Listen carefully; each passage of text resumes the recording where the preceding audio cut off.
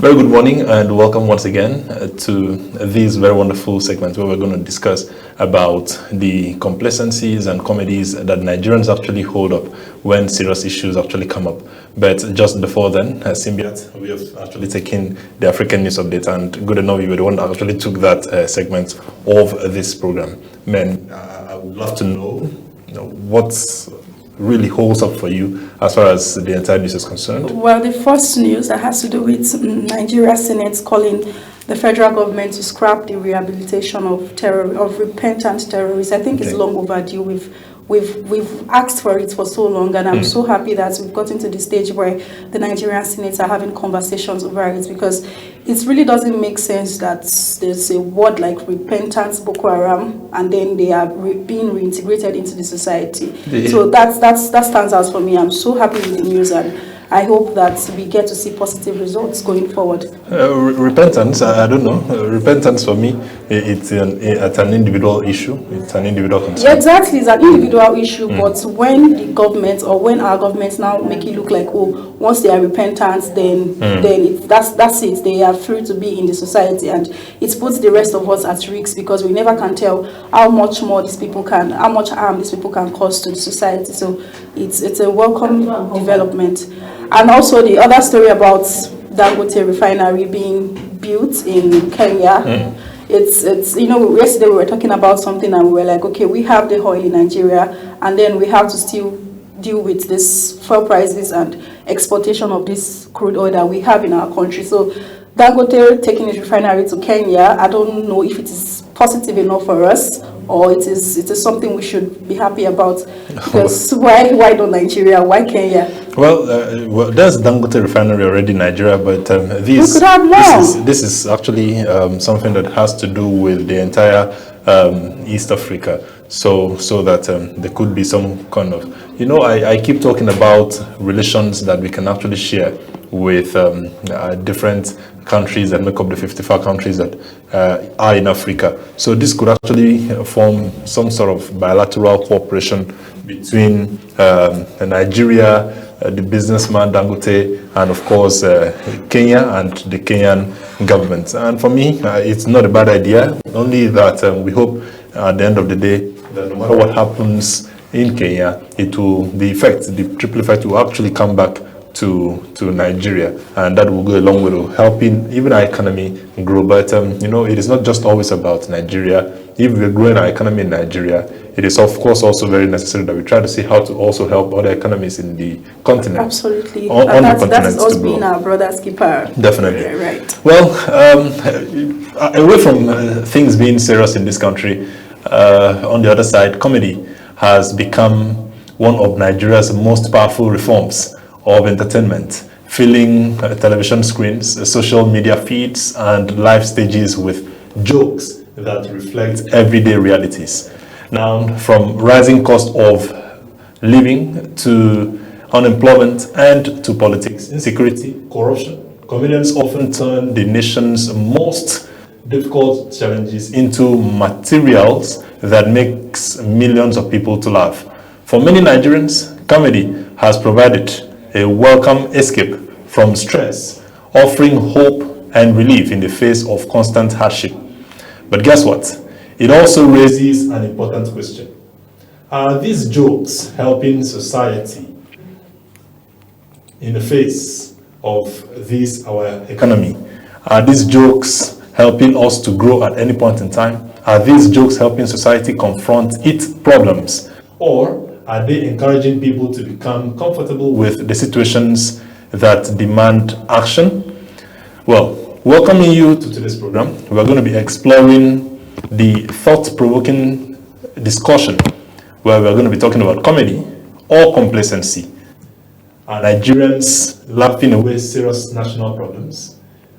We will actually examine whether comedy actually serves as a powerful tool for social criticism, exposing injustice, and also holding our leaders accountable, or whether endless laughter will distract citizens from demanding meaningful change. We know about humor. Can humor inspire conversations that lead to solutions, or does it simply make difficult realities easier to tolerate?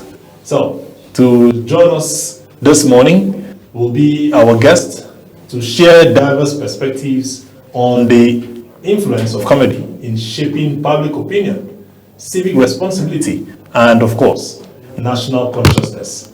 And we hope that by the end of this discussion, you will find yourself asking whether every laugh brings us closer to progress or furthers us away from addressing the issues that most affect us. Our guest today is a media practitioner. He is a station manager, Redemption 11.5 FM of Akwa Ibom State, and he is a literary guru and, of course, a poet. Let me welcome Anyang Atman. Anyang Atman, good morning and welcome. Haniatia, thank you for having me on Raza Africa this morning. Okay, before our guest. All right, Anyang, he is responding already. Okay. Thank you very much, Anyang Omana, for joining us this morning. I'm very glad to have you on the other side. Nigerians are actually taking a whole lot of serious issues for a ride. But for us here, we are actually thinking if comedy or complacency is actually helping Nigerians to live well, where we take serious issues on the sidelines. So for us, many Nigerians actually joke on the high cost of living. And so, for instance, we have seen memes about buying a single egg or filling a car with about 5,000 naira worth of fuel circulates daily. And so, my first question would be to you, are these jokes helping people to cope, or is it making them to accept the economic hardship as normal? Well, I think I would start by laying a foundation that comedy is part of life.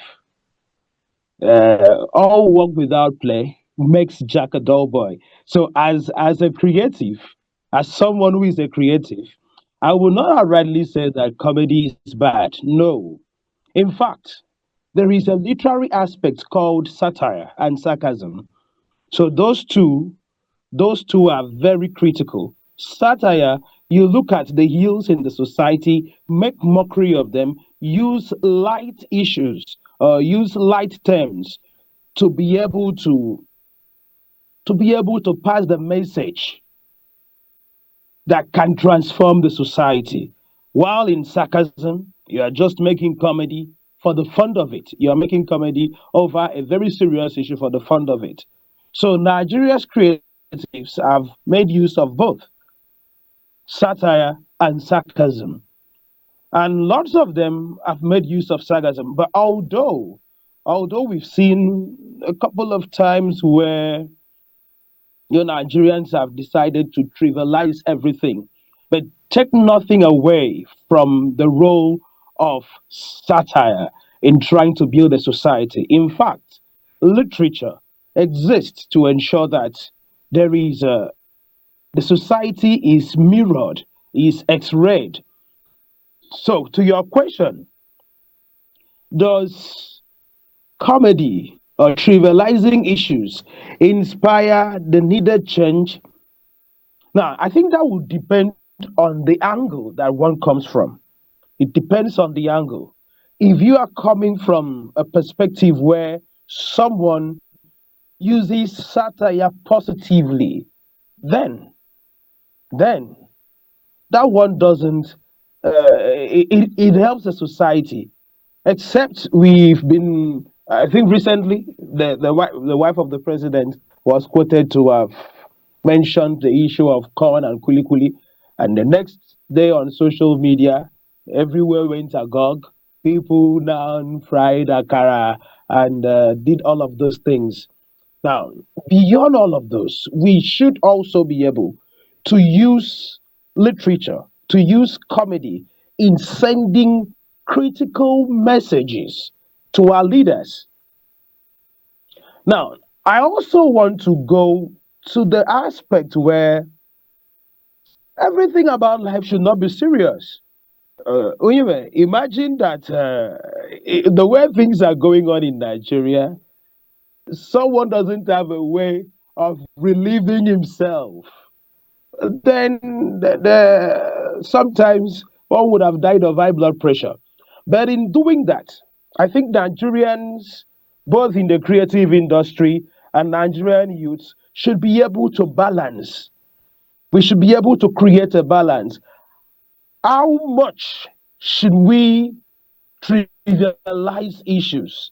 And when are we supposed to take issues seriously? When we are able to have this balance, when we are able to draw this line, I think that's where will begin to see how we can play down on certain things while calling government to account.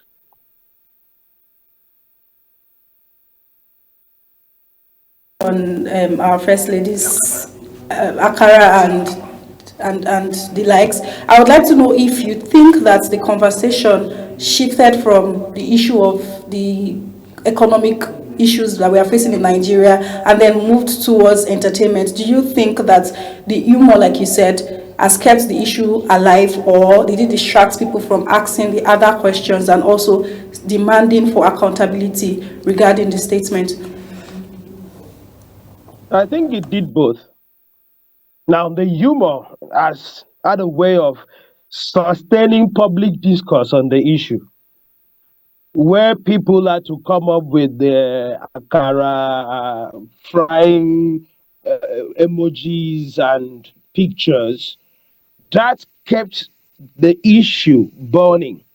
But also, it took us away. Only very few critical minds were able to stay on the issue.